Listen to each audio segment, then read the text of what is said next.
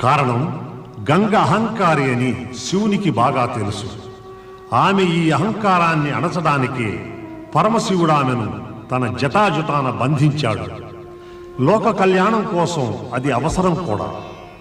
అయితే గంగామాత పృథ్వీపై అవతరించకపోవడంతో భగీరథునితో పాటు పద్మసంభవుడు బ్రహ్మదేవుడు కూడా సందిగ్ధంలో పడతాడు.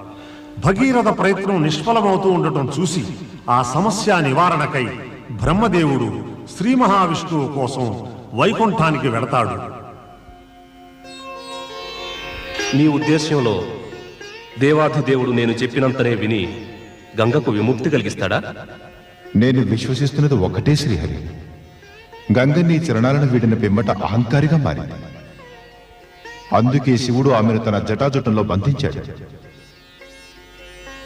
నీకు హాస్యంగా ఉందా? తమరు సృష్టికర్త,